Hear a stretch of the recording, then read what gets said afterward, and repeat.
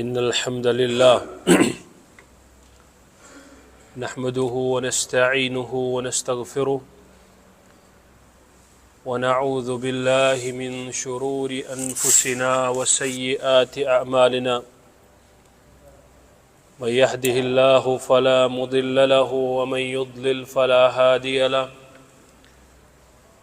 وأشهد أن لا إله إلا الله وحده لا شريك له وأشهد أن محمدًا عبده ورسوله أرسله بالحق بشيرا ونذيرا بين يدي الساعة من يطع الله ورسوله فقد رشد واهتدى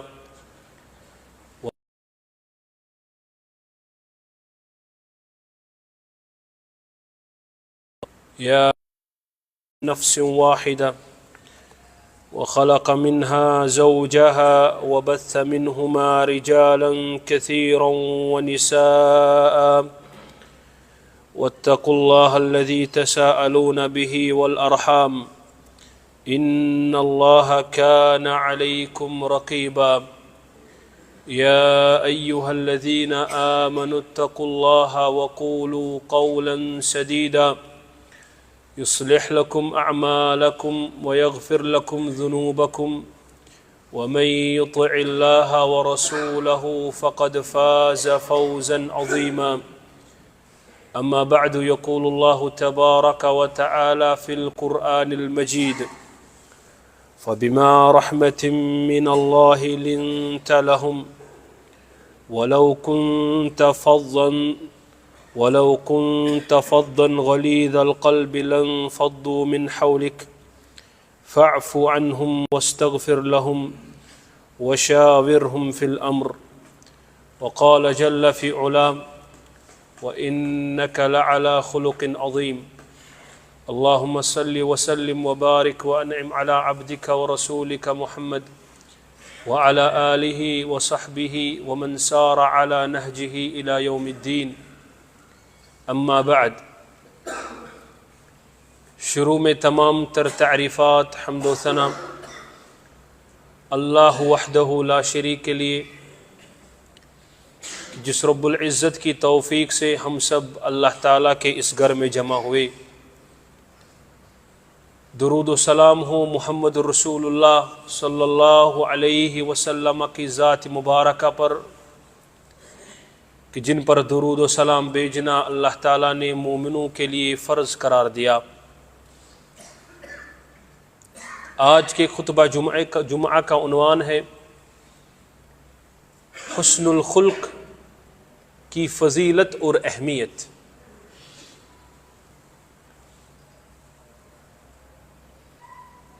رسول اللہ صلی اللہ علیہ وسلم کے بارے میں اما عائشہ رضی اللہ تعالی عنہا سے سوال کیا گیا کیف کان خلق رسول اللہ صلی اللہ علیہ وسلم، اے امت کی ماں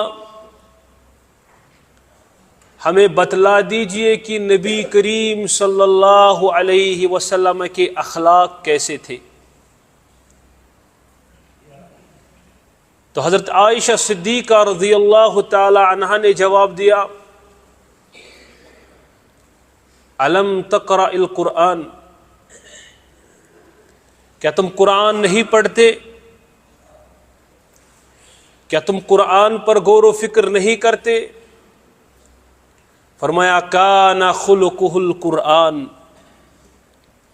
نبی کریم صلی اللہ علیہ وسلم کے اخلاق تو سراپا قرآن تھے۔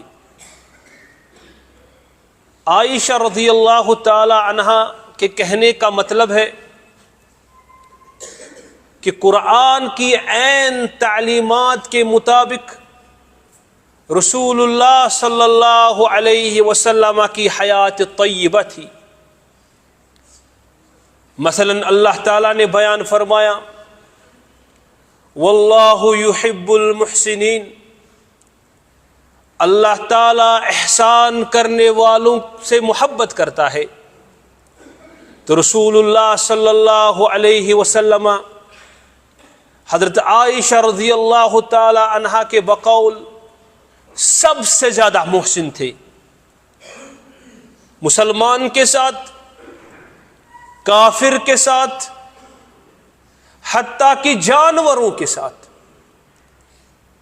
رسول اکرم صلی اللہ علیہ وسلم کی حدیث فرمایا ان اللہ کتب الاحسان علی کل شیء، اللہ تعالیٰ نے ہر ایک چیز کے ساتھ اچھائی سے پیش آنا فرض قرار دیا، اور ان کی محبت، ان کا سراپا رحمت ہونا۔ فرمایا وَإِذَا قَتَلْتُمْ فَأَحْسِنُوا الْقِتْلَةَ وَإِذَا ذَبَحْتُمْ فَأَحْسِنُوا الذِّبْحَ، جب تم جنگ کے میدان میں ہوں گے اس وقت تمہارے سامنے تمہارا دشمن ہوگا، اگر تمہاری تلوار اس کی گردن کو کاٹ رہی ہو تو اس میں بھی اچھائی کرنا، اس کو تڑپا تڑپا کے نہیں مارنا۔ فَأَحْسِنُوا الْقِتْلَةَ، تاکہ اس کی جان جلدی چلی جائے اور زیادہ وہ تڑپے نہ۔ رسول اللہ صلی اللہ علیہ وسلم کا اچھا ہونا، ان کے اخلاق کا اچھا ہونا، جنگ کے میدان میں بھی اپنے دشمن کے ساتھ، جو دشمن خون کا پیاسا ہوتا ہے، اور جانوروں کے ساتھ فرمایا وَإِذَا ذَبَحْتُمْ فَأَحْسِنُوا الذِّبْحَ، جب تم ذبح کرنے لگو، جب تم جانور کو ذبح کرنے لگو تو اس وقت اس کو اچھائی کے ساتھ ذبح کرو۔ اور اس کی مثال فرمائی رسول اللہ صلی اللہ علیہ وسلم نے کہ اس وقت اپنے چاقو کو تیز کر کے اس کو ذبح کرنا، تاکہ اس کو جلدی سے جلدی وہ مر جائے، وہ ذبح ہو جائے۔ تو رسول اللہ صلی اللہ علیہ وسلم اخلاق کے اعلی مقام پر فائز تھے۔ اللہ تعالیٰ نے ان کی تعریف کرتے فرمایا وَإِنَّكَ لَعَلَىٰ خُلُقٍ عَظِيمٍ، اے اللہ کے پیارے پیغمبر علیہ السلام، آپ اخلاق کے سب سے عالی درجہ پر فائز ہیں۔ یہ اخلاق انسان کو اللہ تعالیٰ کی طرف سے وہبی ہوتے ہیں۔ یہ اخلاق اگر انسان کے اندر اچھائی ہے کرے، کیونکہ یہ اچھائی اللہ تعالی کے حضور سے آئی ہوتی۔ صلی اللہ علیہ وسلم کے بارے میں بیان فرمایا فَبِمَا رَحْمَةٍ مِّنَ اللَّهِ لِنْتَ لَهُمْ،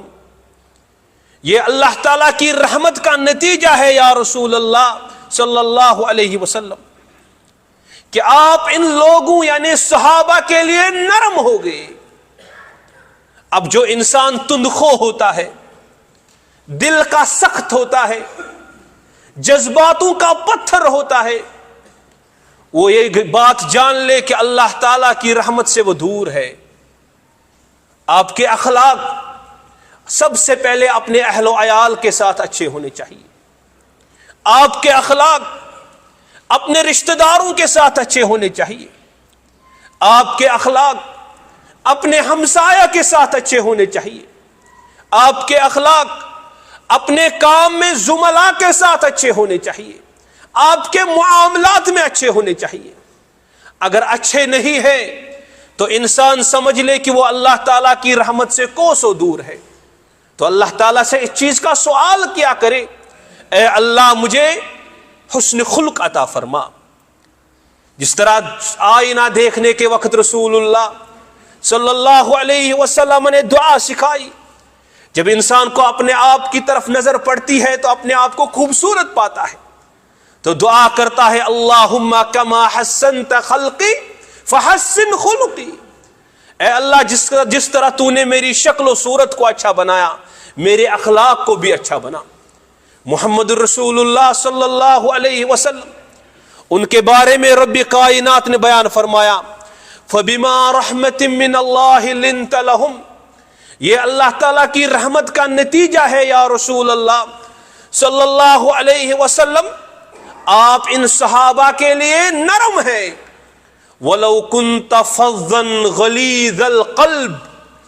اگر آپ کی زبان مبارک میں سختی ہوتی، اگر آپ کا دل مبارک سخت ہوتا تو یہ صحابہ لَنْفَضُّوا مِنْ حَوْلِكَ، تمہارے ارد گرد سے بھاگ جاتے. یہ اچھے اخلاق کا نتیجہ ہوتا ہے کہ انسان کے رفقا زیادہ ہوتے ہیں، انسان کے ساتھ محبت کرنے والے زیادہ ہوتے ہیں. اس کے بعد اللہ تعالیٰ نے جب رسول اکرم صلی اللہ علیہ وسلم کو اچھے اخلاق سے نوازا تھا، عالی اخلاق سے نوازا تھا، پھر یہ سکھایا کہ لوگوں کے ساتھ کس طرح پیش آنا چاہیے. فرمایا فَاعْفُ عَنْهُمْ وَاسْتَغْفِرْ لَهُمْ.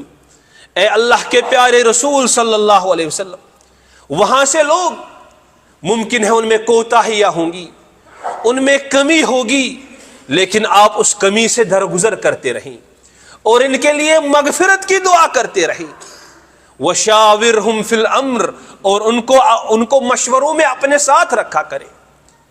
یہ اچھے اخلاق کا نتیجہ ہے کہ اللہ تعالیٰ نے محمد الرسول اللہ صلی اللہ علیہ وسلم کو اپنی امت کے لیے نرم بنا کے بھیجا. آپ دیکھیے رسول اللہ صلی اللہ علیہ وسلم پر طائف کے میدان میں پتھر برس رہے ہیں. رسول اللہ صلی اللہ علیہ وسلم توحید کی دعوت دے رہے ہیں، لیکن وہاں سے کچھ شریر لوگ ان پر پتھر برسا رہے ہیں، حتیٰ کہ رسول اللہ صلی اللہ علیہ وسلم کا خون مبارک بہ رہا ہے. تو رسول اکرم صلی اللہ علیہ وسلم زمین پر گرے، بڑی مفلسی کی حالت. اللہ تعالیٰ نے ملک الجبال کو بھیجا، ملک الجبال کو بھیجا، پہاڑوں کے ملک کو بھیجا کہ آپ حکم دے ہم ان دو پہاڑوں کو ایک ساتھ ملائیں گے اور بیچ میں جو بھی قوم ہوگی ختم کی جائے گی. تو رسول اکرم صلی اللہ علیہ وسلم نے اچھے اخلاق، رسول اکرم صلی اللہ علیہ وسلم کے رحمت والے اخلاق، فرمایا نہیں، مجھے امید ہے کہ ان کے پشتوں سے ایسی اولاد نکلے گی جو کلمہ لا الہ الا اللہ پڑھے گی. یہ رسول اکرم صلی اللہ علیہ وسلم کے بہترین اخلاق تھے. رسول اللہ صلی اللہ علیہ وسلم جب انہوں نے حضرت معاذ بن جبل رضی اللہ تعالی عنہ کو یمن کی طرف داعی بنا کر بھیجا، ان کو فرمایا یا معاذ، جب ان کی لگام تھامی، کہا اے معاذ شاید اس کے بعد ہم ملاقات نہیں کریں گے. رسول اللہ صلی اللہ علیہ وسلم گویا کہ الوداعی کلمات حضرت معاذ بن جبل سے کہہ رہے تھے. تو معاذ بن جبل رضی اللہ تعالی عنہ انہوں نے عرض کیا اے اللہ کے پیارے پیغمبر علیہ الصلوۃ والسلام، لگتا ہے کہ کوئی وداعی کرنے والا وداعی چاہتا ہے، لیکن ہمیں نصیحت کیجیے، اس اہم موقع پر بھی ہمیں نصیحت کیجیے کیونکہ ہم سفر پہ جا رہے ہیں. معاذ بن جبل رضی اللہ تعالیٰ عنہ کوئی گھومنے وومنے نہیں جا رہے تھے، یمن کی طرف، اہل کتاب کی طرف. تو آخری وصیت جو رسول اکرم صلی اللہ علیہ وسلم نے کی، فرمایا اے معاذ لوگوں کے ساتھ اچھے اخلاق سے پیش آنا، لوگوں کے ساتھ بہترین اخلاق سے پیش آنا. بہترین اخلاق ان کی کچھ علامتیں ہیں کہ انسان بڑے بسیط الوجہ، اپنے چہرے کو کھلتا مسکراتا ہوا لوگوں سے مخاطب ہو. اچھے اخلاق کی مثال یہ بھی اس کی علامت ہے کہ انسان جب کسی سے بات کرے تو اس کی طرف دیکھے. اچھے اخلاق کی علامت یہ ہے کہ انسان زمین پر نرمی کے ساتھ چلے. اچھے اخلاق کی مثال یہ بھی ہے، اس کی علامت یہ بھی ہے کہ انسان اپنی نظروں کو نیچے جھکائے، حیادار بنے. رسول اللہ صلی اللہ علیہ وسلم نے اپنی کا پیمانہ مقرر کیا، فرمایا خیارکم خیارکم لأہلیکم وانا خیر لأہلی. سب سے بہترین تم میں وہ ہے جو سب سے بہترین اپنے اہل و عیال کے ساتھ ہوگا. اور جہاں تک میری بات ہے تو محمد رسول اللہ صلی اللہ علیہ وسلم اپنے اہل و عیال کے ساتھ سب سے بہترین اخلاق والے. ان اچھے اخلاق کا نتیجہ تو یہ بھی تھا کہ ایک اعرابی رسول اللہ صلی اللہ علیہ وسلم کے سامنے مسجد نبوی میں تشریف فرما ہوا. نبی کریم صلی اللہ علیہ وسلم بیٹھے ہوئے ہیں, تشریف فرما ہے, صحابہ بھی ساتھ ہے, لیکن ایک اعرابی گاؤں سے آیا ہوا آدمی, کچھ نے اس اعرابی کا نام اقرع ابن حابس رضی اللہ تعالیٰ عنہ بیان کیا. اقرع ابن حابس شہر کے ان چیزوں کو نہیں جانتا تھا, شہر کے طریقوں کو نہیں جانتا تھا, اور یہ اٹھا اور مسجد نبوی میں ہی پیشاب کرنے لگا. تو صحابہ کرام رضوان اللہ علیہم اجمعین اس کی طرف دوڑے. تو رسول اکرم صلی اللہ علیہ وسلم نے صحابہ کو منع کیا, فرمایا لا تزرموا دعوه, اے صحابہ اس کو چھوڑ دو یہاں تک کہ یہ پورا فارغ ہو جائے, اس کو کچھ مت کہو یہاں تک کہ یہ پورا فارغ ہو جائے. جب اقرع ابن حابس اور یہ اعرابی پیشاب کر کے فارغ ہو گیا مسجد نبوی میں, اب دیکھیے جگہ کون سی ہے اور کام کون سا ہو رہا ہے, مگر رسول اللہ صلی اللہ علیہ وسلم کی نبض شناسی دیکھیے کہ انسان کے حالات کو بھی سمجھتے ہیں کہ یہ کہاں سے آیا ہے. ہم تو وہاں پر ہم تو فتوے لگائے بیٹھیں گے کہ فلانی نے ایسا کیا اس پر ایسا حکم ہوگا, نہیں.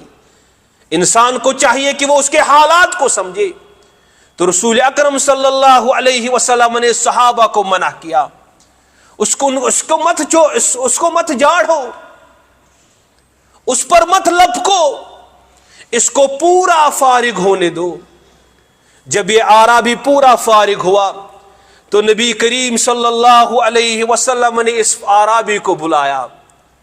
اور کہا اے اعرابی ان هذه المساجد لا تصلح للبول, یہ مسجدیں جو ہوتی ہے یہ پیشاب کرنے کی جگہ نہیں ہوتی, یہ پیشاب کرنے کی جگہ نہیں ہوتی.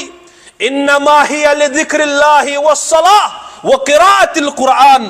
حسن تعلیم دیکھیے, اخلاق کے ساتھ یہ مسجد نماز پڑھنے کے لیے ہوتی ہے, قرآن کی تلاوت کرنے کے لیے ہوتی ہے, اللہ تعالیٰ کا ذکر کرنے کے لیے ہوتی ہے. ان اچھے اخلاق کا اثر اس اعرابی پہ ایسا ہوا, امام ترمذی رحمہ اللہ نے اس اعرابی کی ایک دعا نقل کی جو اس اعرابی نے اسی وقت محمد رسول اللہ صلی اللہ علیہ وسلم کے سامنے کی. اس نے دعا کی اللہم ارحمنی و محمدن, اے اللہ مجھ پر رحم کر اور اس محمد پر رحم کر, ولا ترحم معنا احدا, ہمارے علاوہ کسی اور پر رحم نہیں کرنا. اشارہ ان صحابہ کی طرف تھا جنہوں نے اس کو روکنا چاہا, اعرابی سمجھ ہی نہیں رہا تھا.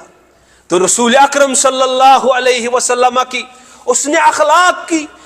اخلاق کا یہ اثر اس پر ہوا, کہا اللہم ارحمنی و محمدن, اے اللہ مجھ پر اور محمد پر رحم فرما, ولا ترحم معنا احدا, ہمارے علاوہ کسی اور پر رحم نہیں کرنا. مگر رسول اکرم صلی اللہ علیہ وسلم نے پھر تعلیم دی, فرمایا لقد حجرت واسعا, اے اعرابی اللہ تعالیٰ کی رحمت تو بہت وسیع ہے, اس کو کوزے میں بند کیوں کیا؟ یعنی یہ صحابہ بھی اس رحمت کے امیدوار ہیں. یہ رسول اکرم صلی اللہ علیہ وسلم کا حسن تعامل تھا, حسن اخلاق تھے, جنہوں نے دشمنوں کو بھی ان کو صادق الامین کہلوانے سے نہ روکا. اب دیکھیں رسول اکرم صلی اللہ علیہ وسلم پر بڑے بڑے جھوٹے الزام لگے, کبھی شاعر کہا گیا, کبھی مجنون کہا گیا, لیکن کسی نے گالی دینے والا نہیں کہا, کسی نے جھوٹا نہیں کہا, کسی نے امانت میں خیانت کرنے والا نہیں کہا. یہ رسول اکرم صلی اللہ علیہ وسلم کی اعلیٰ اخلاق پر عبارت ہے کہ رسول اکرم صلی اللہ علیہ وسلم کو کافر لوگ بھی الصادق الامین کہا کرتے تھے. یہ اخلاق, یہ طریقہ ان کی امت میں ہونا چاہیے. رسول اکرم صلی اللہ علیہ وسلم نے بیان فرمایا, سب سے باری چیز قیامت کے دن میزان پر جو ہوگی وہ حسن اخلاق ہوں گی، وہ حسن اخلاق ہوں گے۔ انسان کے عقیدے کے بعد سب سے بھاری عمل انسان کا حسن اخلاق ہوگا قیامت کے دن اس کے میزان پر۔ جس انسان کو حسن اخلاق عطا کیے گئے وہ ضرور بضرور اللہ تعالیٰ کی رحمتوں کا، اس کی محبتوں کا امیدوار بنتا ہے، اور جو اس سے دور ہے اسے چاہیے کہ اللہ تعالیٰ سے اس کے لیے سوال کیا کرے۔ اقول ما تسمعون واستغفر اللہ لی ولکم ولسائر المؤمنین انہ تعالی جواد کریم ملک بر رب الرؤوف الرحیم۔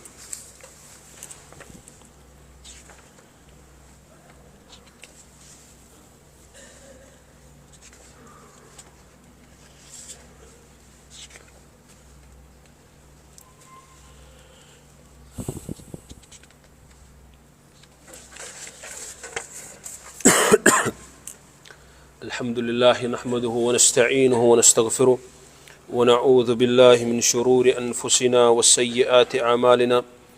من يهده الله فلا مضل له ومن يضلل فلا هادي له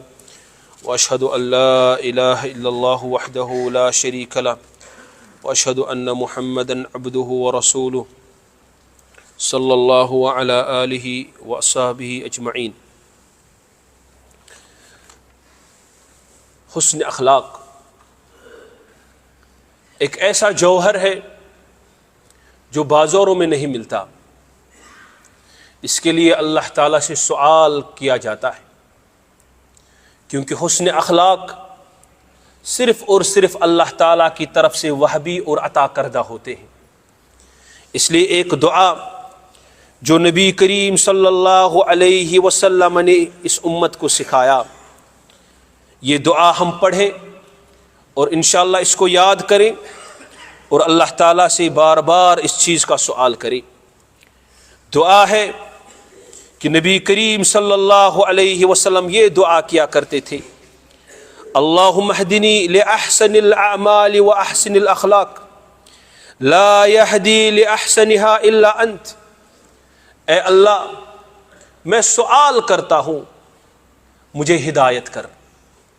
مجھے ہدایت کے راستے دکھا، ہدایت کا راستہ دکھا اور بہترین اخلاق کا راستہ دکھا۔ یہ رسول اللہ صلی اللہ علیہ وسلم اگرچہ امام الانبیاء ہے،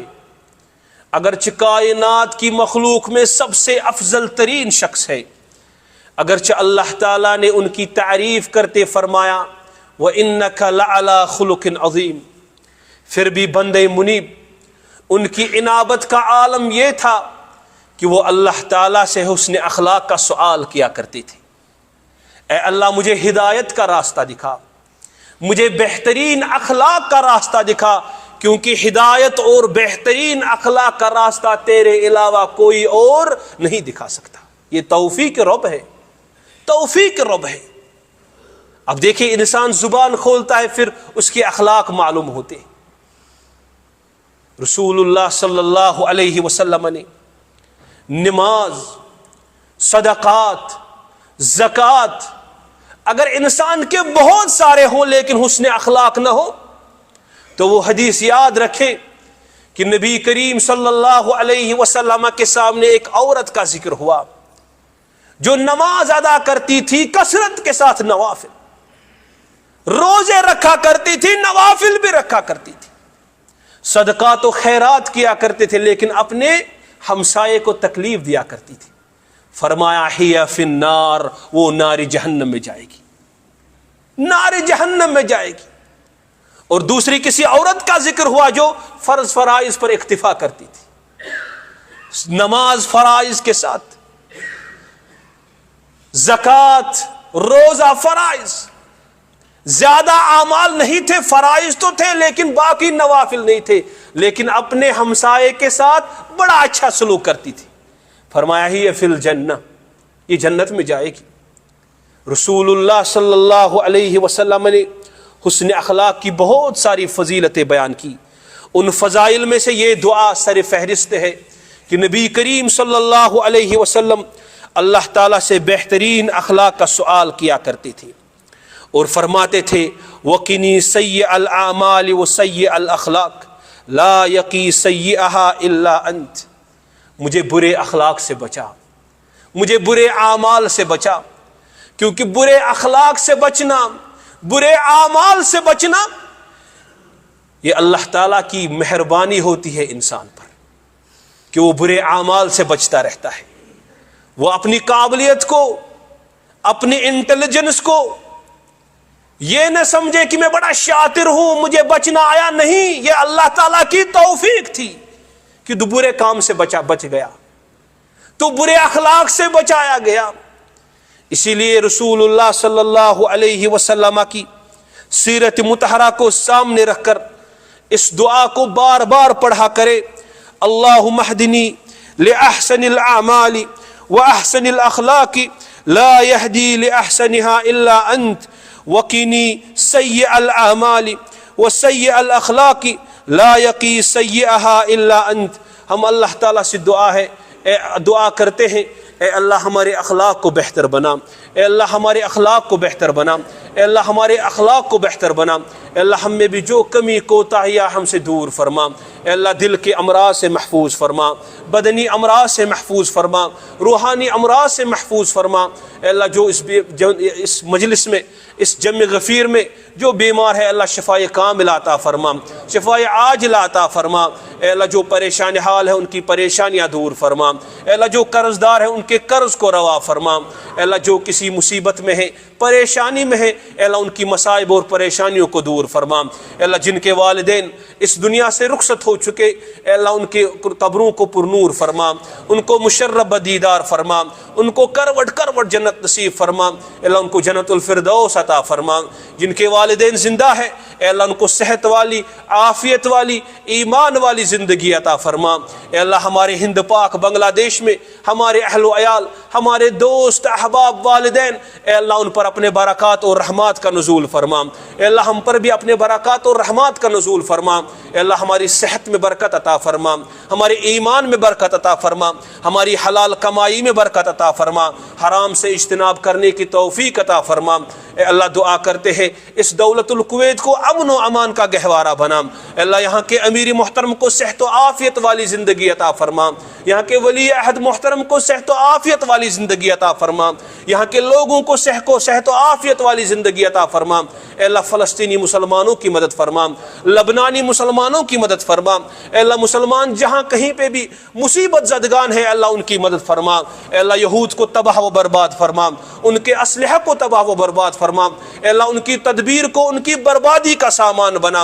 اے اللہ مسلمانوں کو ان کے شر سے محفوظ فرما، اے اللہ ہمارے ممالک کو امن کا گہوارہ بنا، اے اللہ مسلمان ممالک کو امن کا گہوارہ بنا، اے اللہ ہمارے صحت میں برکت عطا فرما، ہماری کمائی میں برکت عطا فرما، ہمیں صحیح پڑھنے کی توفیق عطا فرما، صحیح پر عمل کرنے کی توفیق عطا فرما۔ عباد اللہ یرحمکم اللہ، ان اللہ یأمر بالعدل والإحسان وإیتاء ذی القربى وینہی عن الفحشاء والمنکر والبغی یعظکم لعلکم تذکرون، اذکروا اللہ یذکرکم واشکروہ علی نعمہ یزدکم، انہ تعالی جواد کریم ملک بر رب رعوف الرحیم۔ والسلام علیکم ورحمۃ اللہ وبرکاتہ واقیموا الصلاۃ۔ السلام علیکم ورحمۃ اللہ وبرکاتہ۔ ناظرین اکرام، اسلامک ٹی وی اس چینل کو ابھی تک جنہوں نے سبسکرائب نہیں کیا ہے برائے مہربانی اس چینل کو سبسکرائب ضرور کریں، اور ہر دن کی اپڈیٹ کے لیے اس کے ساتھ ہی ایک بیل، ایک گھنٹی کا نشان آئے گا، اسے آپ ضرور پریس کریں اور اسے دبا کر آپ ہمارے ساتھ تعاون فرمائیں۔ جزاک اللہ خیر۔ السلام علیکم ورحمۃ اللہ وبرکاتہ۔